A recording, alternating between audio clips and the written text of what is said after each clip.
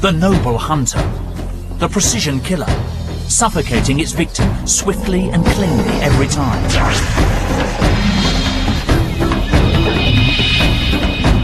But is this squeaky clean image of the king of the beasts really true? We track one pride that goes in for a messier kind of killing, sometimes digging straight in, eating prey alive.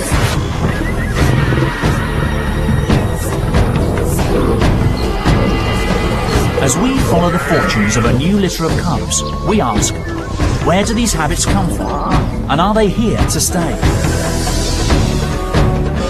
Is this typical behaviour, or will we write them off as lions behaving badly?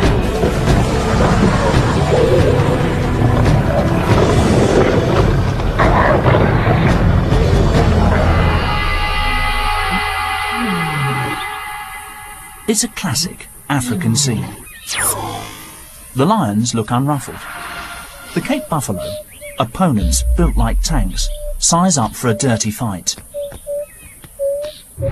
Lions have developed what looks like the perfect kill.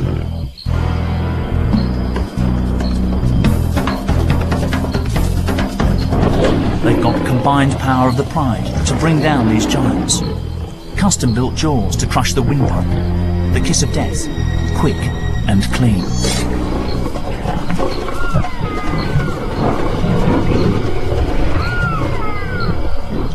Textbook stuff.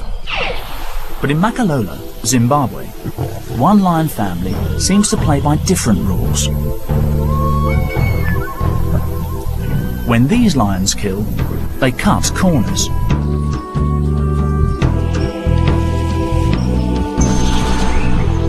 Right now, one-year-old cubs swell the pride's numbers. Unusually, 7 of the 8 babies are male. Could this be a clue as to why this pride hunts the way it does? In the pride, it's the dominant male who pulls the strings. But for all the lions living here, the buffalo are the key to survival.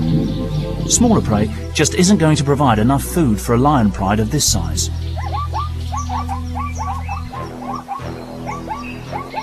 There is one sister to the 7 brothers. Born to Laduma, the senior female, Evie's future looks rosy. All she needs to do is copy Mum. But Laduma is set to have a harder job training her sons in the art of the kill. 2 sons already look set to shine. Malu has brawn, while Kimber has brains. Together, they could really stir things up.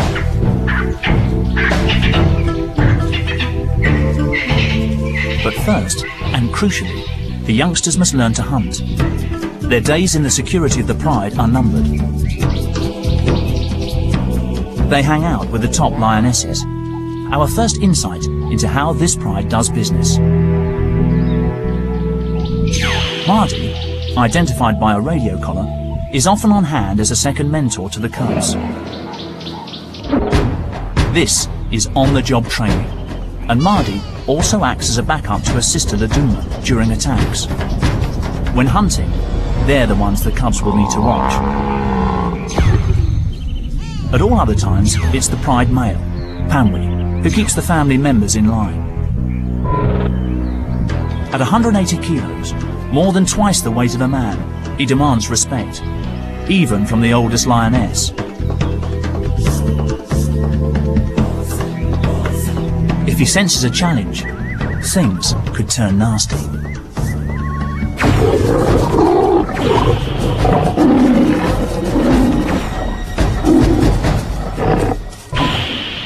Panwi's been in charge for nearly 3 years in this part of Zimbabwe's Wangi National Park.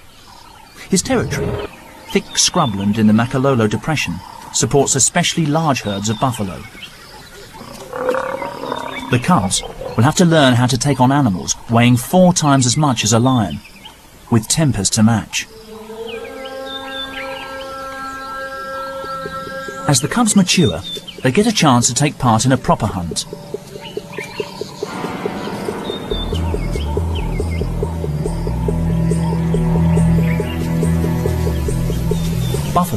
come to battle equipped with some of the heaviest and deadliest horns in the animal kingdom. Lesson number 1. Know how to pick the easiest target.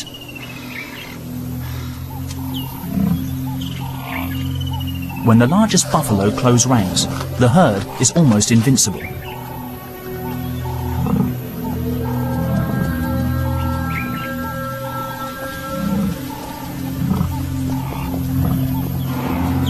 Laduma takes the lead. She's always up front. But how will the rookies react to the buffalo front line?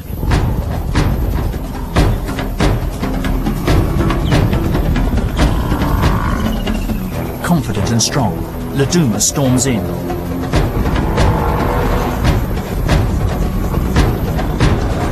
She's got a calf in her sights. The two boys approach from the flank. The buffalo fight back. Laduma lets go and the cubs scatter, but she won't give up that easily and sneaks in for another go. But the herd now has the upper hand.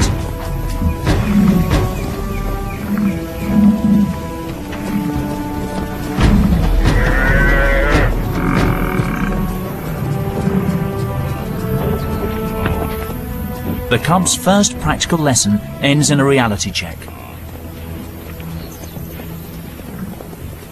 What went wrong? It all started well. Laduma grabbed her chance. A calf, isolated when the herd panicked. But her sons and the rest of the pride failed to back her up in time. This gave the buffalo the chance to regroup. In the end, the lions were outmaneuvered by their prey. Strength in numbers and team play won the day.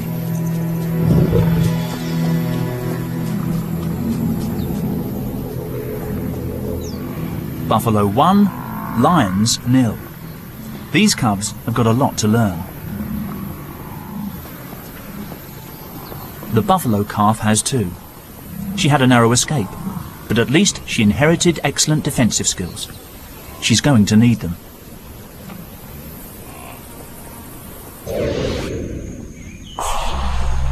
Three months earlier, she spent a few hours as a helpless newborn.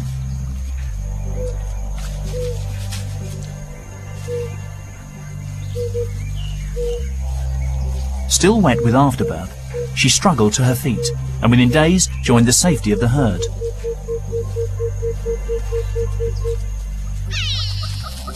She'll have to use all her natural-born resilience to survive the lions of Makalolo.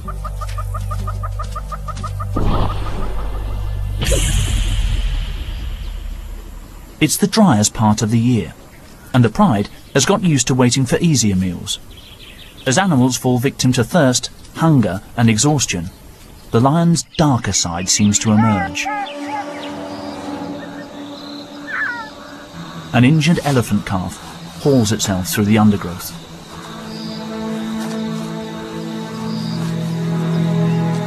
Noisy enough to attract attention. The wrong kind of attention. It looks like the end of the road for this baby. Earlier, a pushy buffalo herd unsettled an elephant family at a water hole. In the stampede, the calf panicked, fell and was trampled.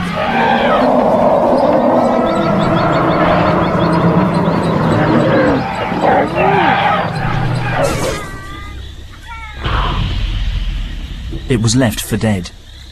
But on broken legs, it spent the intervening hours dragging itself towards cover.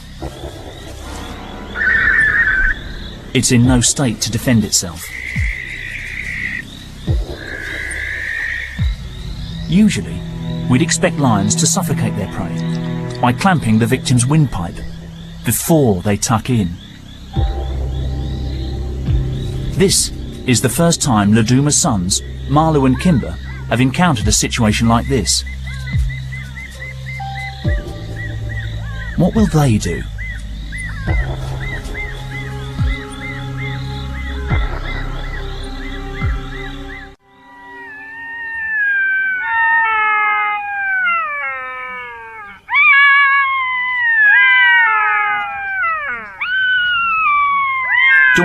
reveals the events of the night before.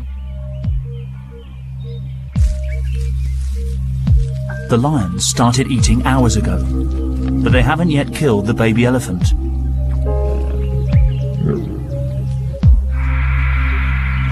Although still alive, it barely moves. Trauma has probably pushed it into a semi-coma.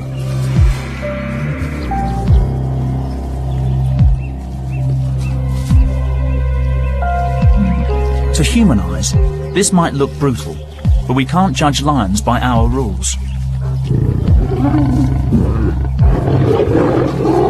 Young cubs like Evie, Marlu and Kimber must follow the ways of the pride.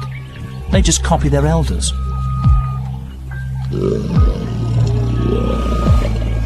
So, what has caused the older Makalola lionesses to dispense with the swift kill?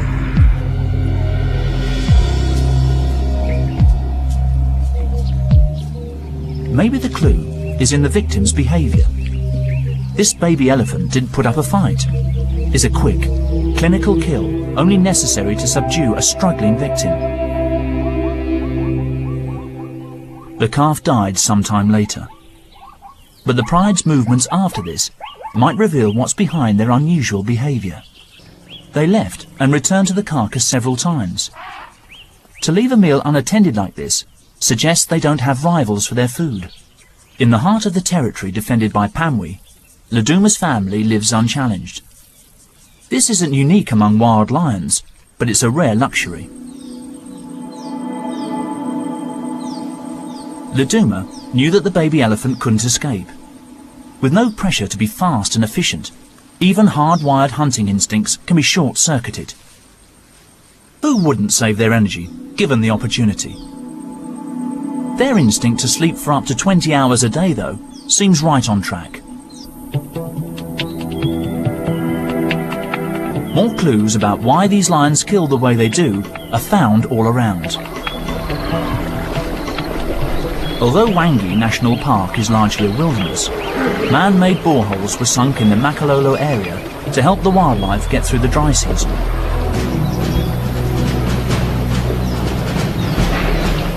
Elephants, like all the grazing animals here, will travel huge distances every day to get water. When two heavyweights want the same thing, sometimes the pressure valves burst.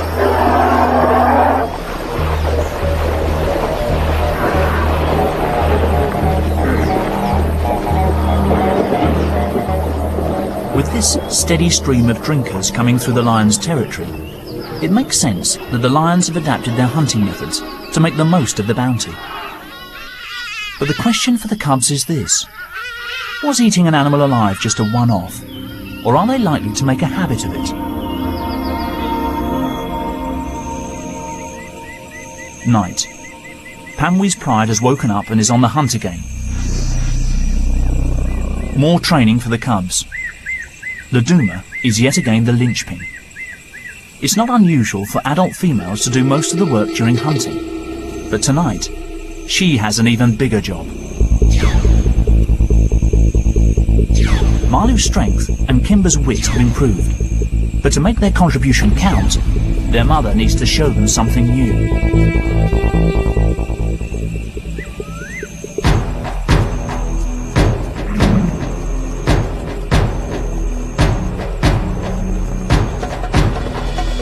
Tonight, can they help coordinate the attack and show the buffalo they mean business?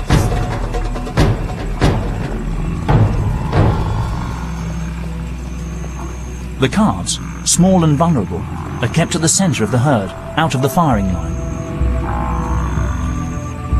Even for a lion, this huge wall of living flesh is formidable, and they lose their nerve.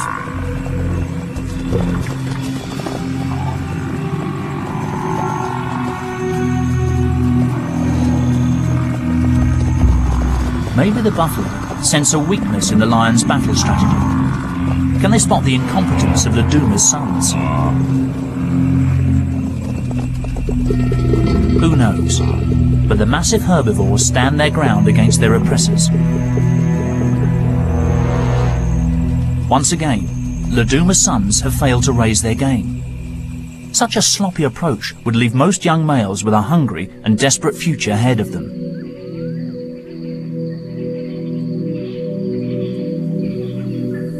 But Makalolo, yet again, offers them a soft option. Another tiny elephant calf wanders alone.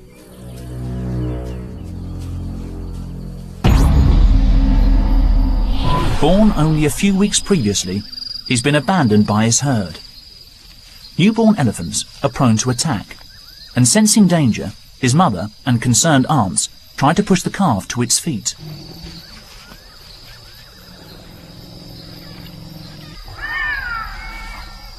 But he just wasn't strong enough.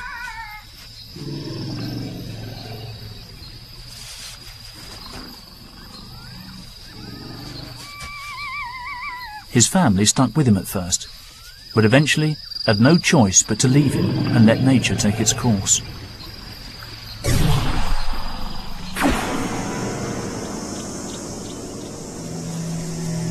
He survived the first days alone, but unprotected, he faces grave danger. The pride has picked up his scent.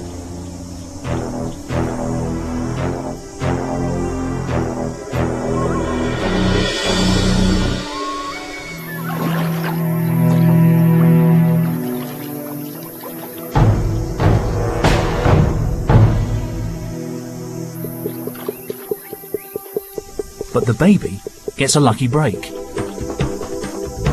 A bull elephant crashes onto the scene, stalling the lion's attack.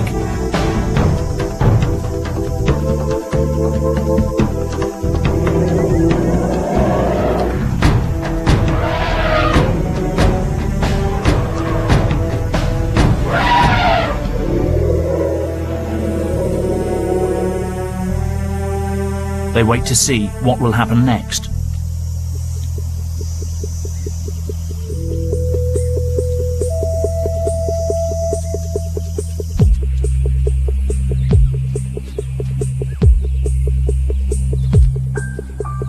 The orphan remains at risk. Will a bull elephant, an unpredictable loner, tolerate a calf?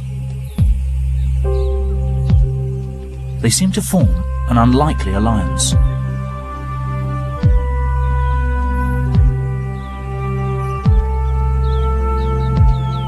But a male elephant isn't inclined to watch over a lost baby.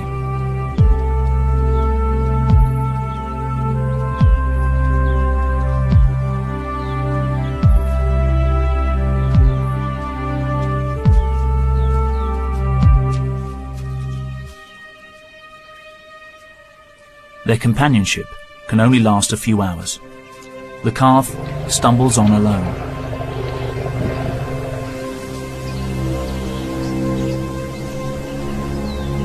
The African bush takes no hostages.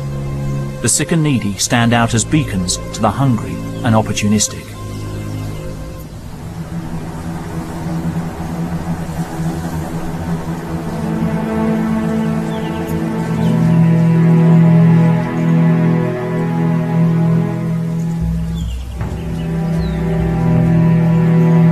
Vultures are already here. Predicting impending doom is their speciality. Trumped by nightfall, they must wait for another day.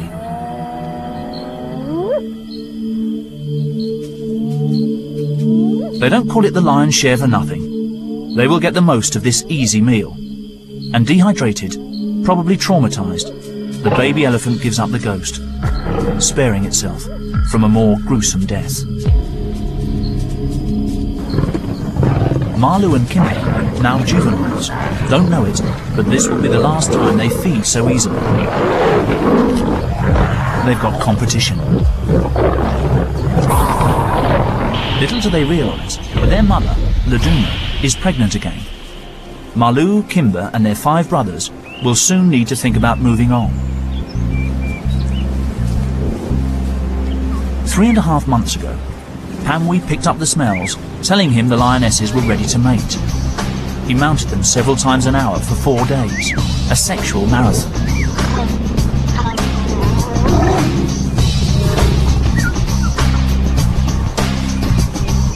The birth of a new litter will mark a turning point in the lives of Marlu and Kimber. With more mouths to feed, it's crunch time. The extra competition means life will get tougher from here on in.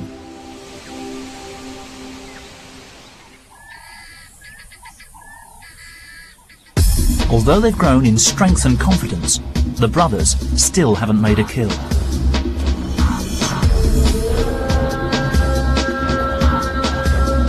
The time for lessons is almost over. Perhaps sensing that they need a game plan, they give their mother some proper backup. It's a turning point for the boys.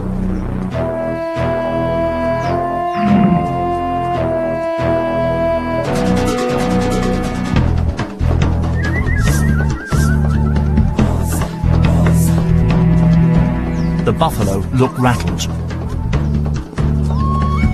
A fast charge confuses the herd, and in the chaos, there's a straggler.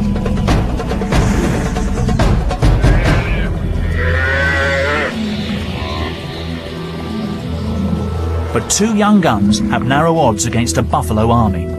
It's time for all the brothers to get involved. By spreading out to create a buffalo front line, a standoff ensues.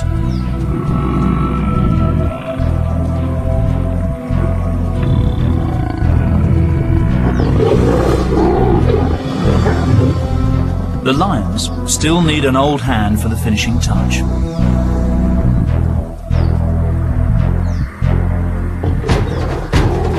This time, it's their aunt, Marty, who backs up the boys.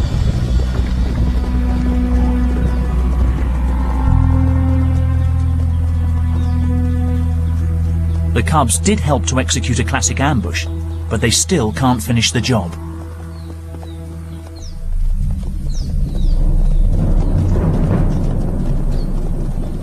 The rest of the buffaloes have sensibly backed off. So Laduma takes this opportunity to teach her sons another crucial lesson. Instead of quickly suffocating the calf herself, she lets it go for the young males to kill. With this opportunity suddenly thrust upon them, the cubs seem confused, lazy even. It's like watching a domestic cat playing with its food. Are these lions simply not hungry enough to make a kill? It's highly unusual to see a lion hold back its killer instinct. Even Marty has a casual approach to the kill.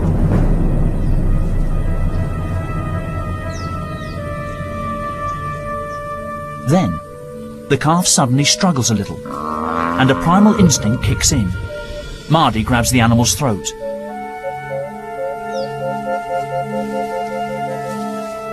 A little sustained pressure, and the calf will suffocate. But she doesn't see it through.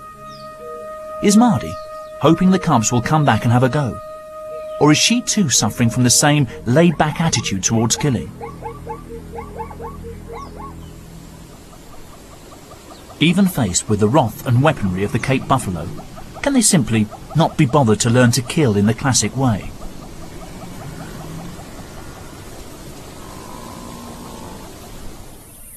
It's nightfall before the lions tuck in.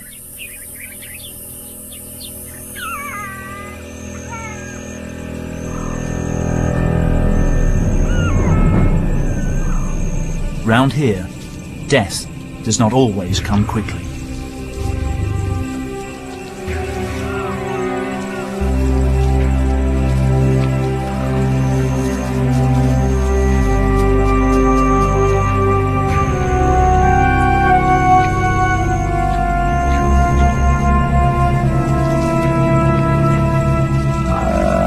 Marlo and Kimber have other problems to deal with. Soon, along with their brothers, they will be forced to leave, but they must sharpen up their act.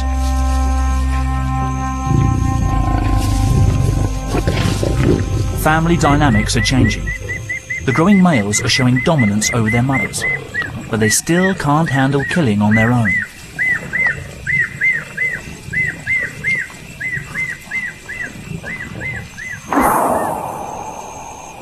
In lion society, dominant males rarely make the kill when with the pride, but they usually monopolise the meal. Pamwi turns up right on cue.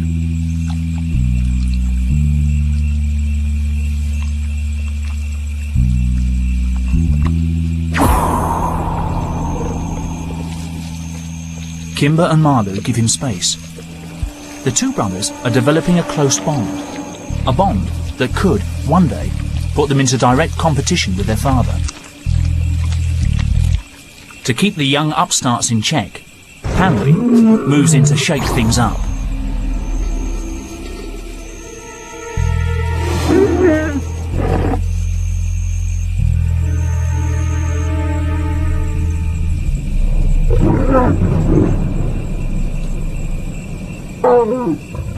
Pamwe's grown-up cubs now crowd the carcass, so he turns on them.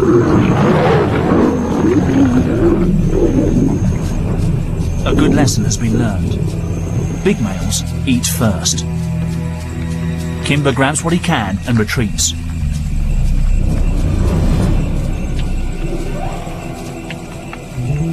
The new litter of young cubs gets preferential treatment. From now on, the adults will look out for them.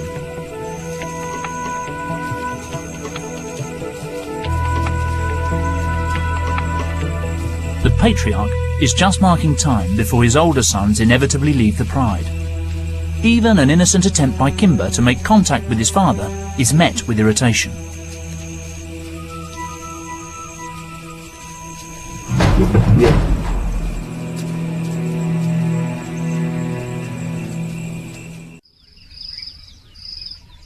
Tensions within the pride simmer on into October. Then, the Makalolo heatwave begins.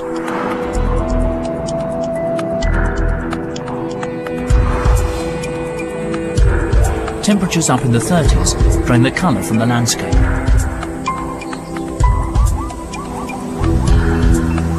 Dust storms sweep through, and even the man-made boreholes dry up.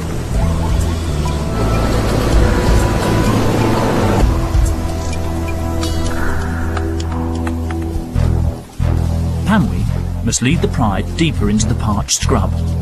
Kimber, Marlu and the other large cubs still trek with the family. With food getting harder to find, they remain an essential part of the team. Their mothers, however, will be watching their every move. The new cubs are now the priority.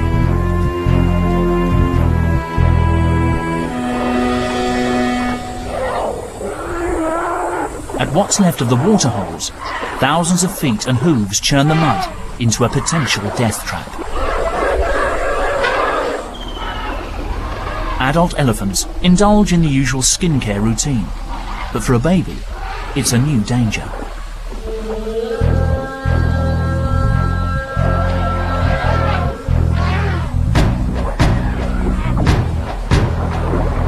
The mud acts like quicksand, sinking the calf to its stomach. It's not strong enough to pull itself free, and the more it wriggles, the more the mud sucks the calf in.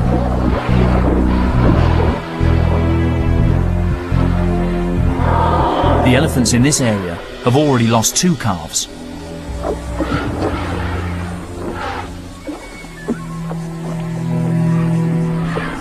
But this time, the mother successfully intervenes, tenderly coaxing with a massive foot and easing her calf free.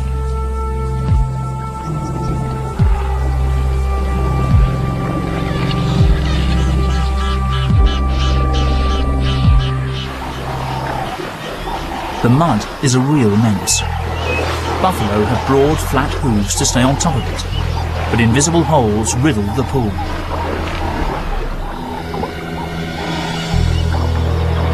Once you slip in, the mud draws you down further.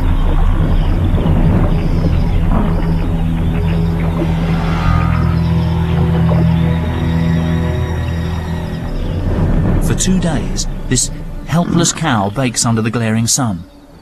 Nighttime brings little relief.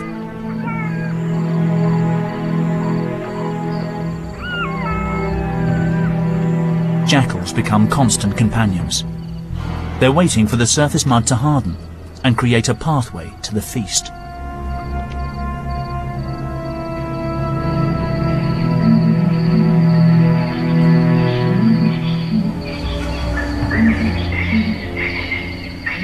On the 3rd morning, the buffalo faces an even worse fate.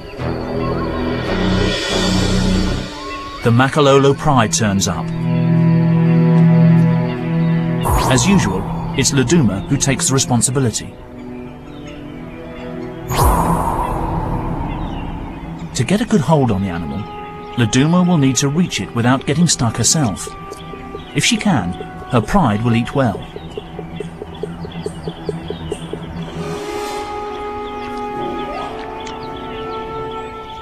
Mud makes lions nervous, so she cautiously edges over the sun-baked crust.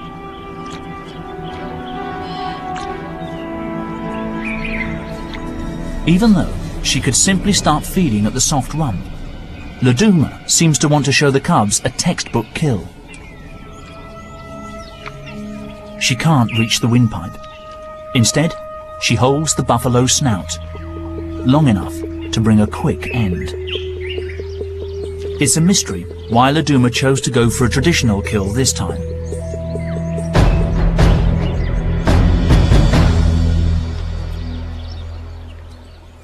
But she set a new example to her cubs and shown them that they need to take every situation on its merits and think on their feet.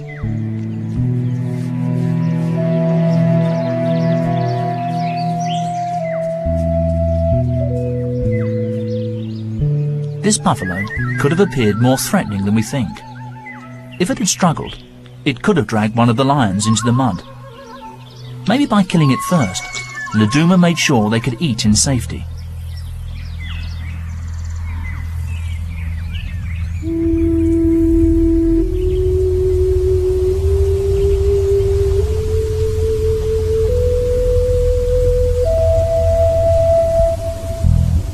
The juvenile lions have bought some extra time by feeding on animals already weak from the hardships of the dry season. But for Kimber and Marlou, these lazy days hanging out with their mother and relying on her to provide their food are numbered. Nearly fully grown, the boy cubs have huge appetites and growing aspirations. November brings long-awaited relief from the heat.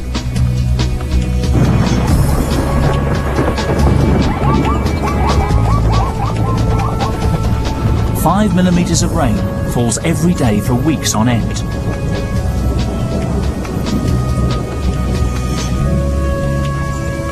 Gradually, the rains rejuvenate the scorched landscape.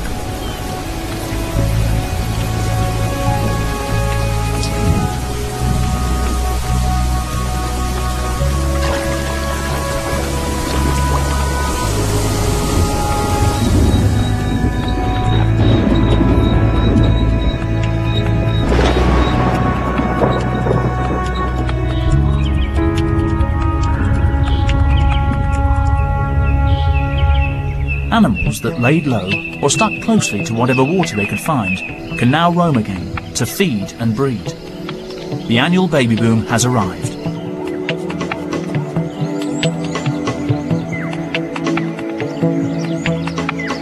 Soon after giving birth, many mothers come into heat. Males lock horns to win the right to breed with them.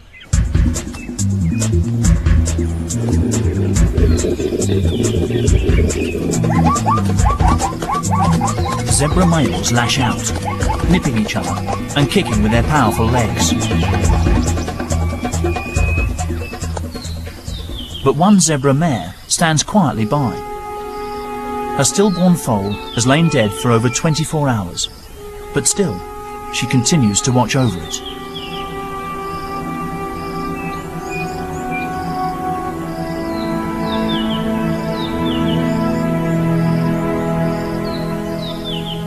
Jackals hover nearby.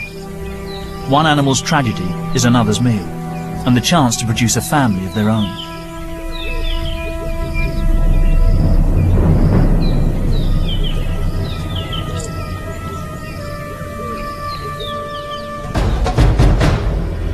The rains bring abundance in Makalolo, but also upheaval. The juveniles in the Lion Pride face a trying time. They must earn their keep and regularly take part in the hunt.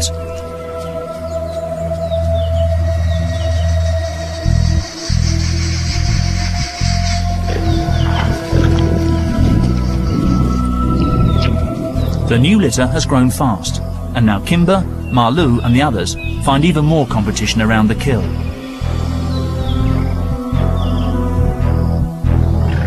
But for juvenile males, the cold shoulder treatment is an essential part of growing up. Instinctively, they know not to fight for their place, and they know their father well enough. He would stamp out any challenge to his authority. But after the meal, the family fault lines temporarily close over, and they enjoy a bit of quality time. The young cubs are catching up fast, and the lionesses have their work cut out.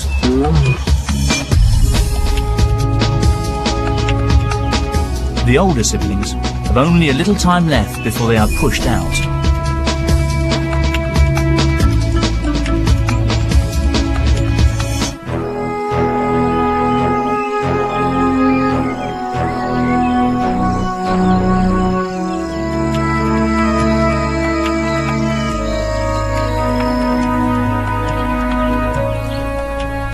Increasingly, the adolescent gang rests up away from the main pride. Even the lionesses are getting tired of the older cubs, and they're always under the watchful gaze of Pamwi.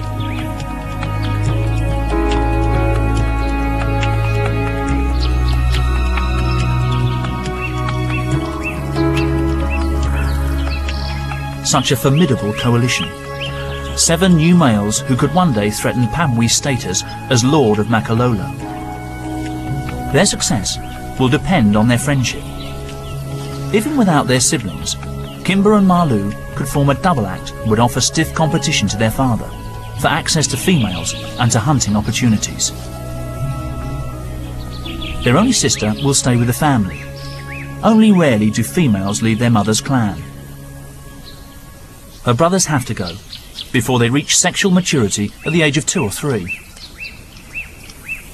And round here, they will have to hunt buffalo in order to have any chance at all. Kimber and Malu face a dangerous and unpredictable world. They will have to cross countless other territories. Neighbouring pride males will be ready to defend their turf to the death. With their manes starting to grow thick and new surges of testosterone coursing through their veins, it won't be long before they want to go. Let's hope they've learned enough to take on new rivals.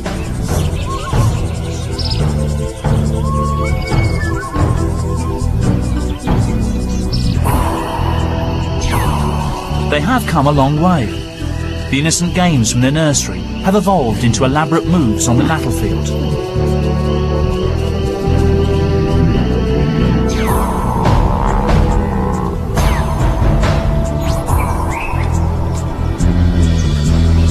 It's taken months of trial and error, but finally, Kimber and Malu and the rest of the brothers rise to hunt as one.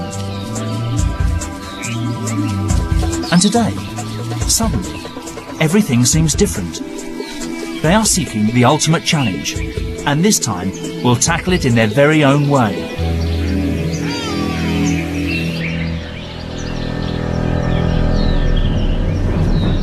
For once, they have no adult lionesses to dig them out of a hole, but they rise to the occasion. Good teamwork helps them locate and ambush a solitary buffalo bull.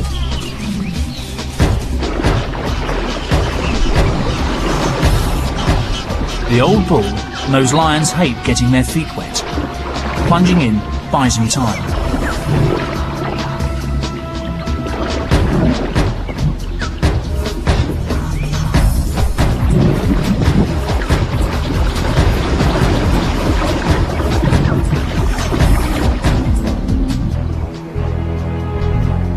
Malu courageously wades in.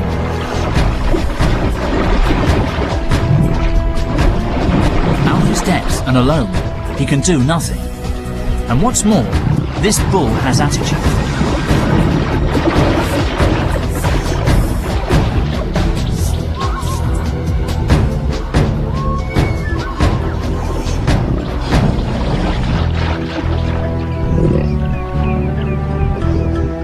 But Malu and his brothers don't just give up anymore. They've grown in maturity and in patience.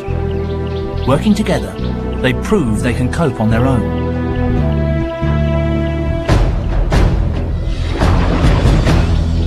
the buffalo bull remains under siege.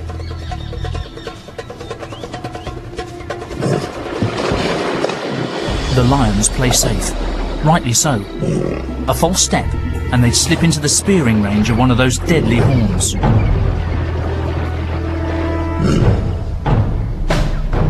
They stake out the bank, harassing and wearing down the cornered buffalo.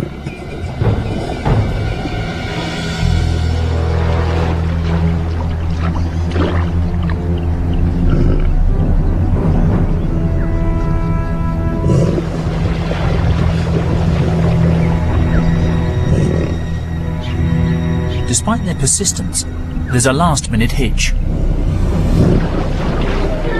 A bull elephant shows up at the waterhole.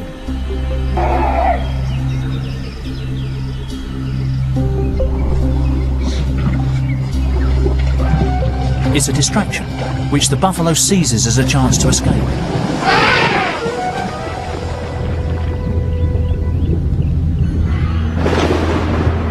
On this occasion, luck ran against them, but even seasoned hunters regularly missed their target.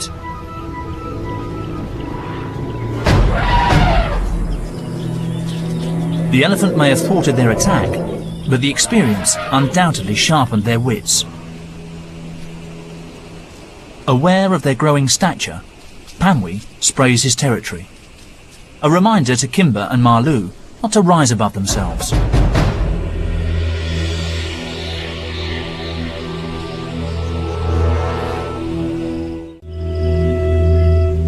The good times are over.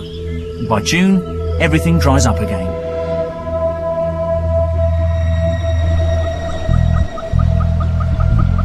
But the young lions remain on a roll. Winter brings their biggest and toughest test yet. The buffalo herd bulges with youngsters. Some of them were born at the same time as our lion cubs. They've survived and now weigh in at a sturdy 400 kilos.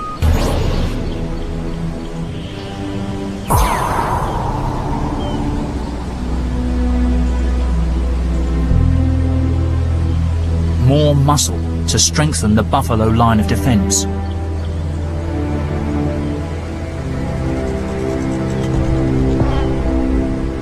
These buffalo may have good odds for this fight, but their enemies have come of age too.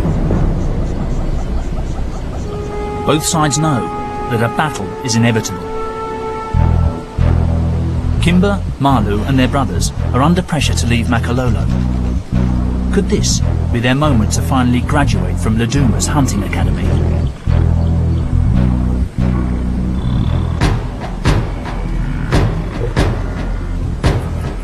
Laduma does what comes naturally to her and spearheads the attack. After several mock charges, they succeed in isolating a young buffalo. Kimber claws into her back to hold her. The adult buffalo turn back, but the lions remain focused.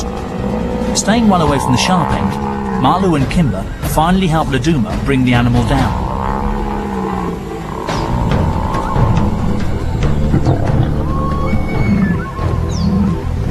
Laduma led the hunt, but a triumphant son Malu muscles in to claim the prize. Question is, what will he do next?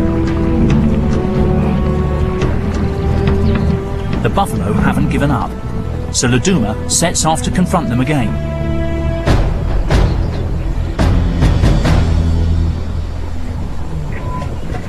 She successfully holds them off, buying her sons more time. Although the cubs have been a great help, it looks like the final responsibility still falls to their mother. She goes straight for the windpipe. Suffocation brings death in minutes.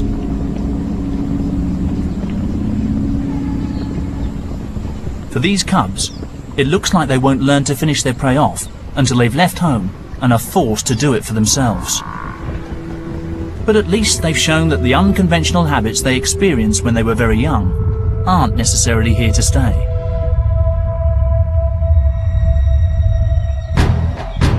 Under intense pressure, this new generation has learned what it takes to be noble, efficient killers. just in time.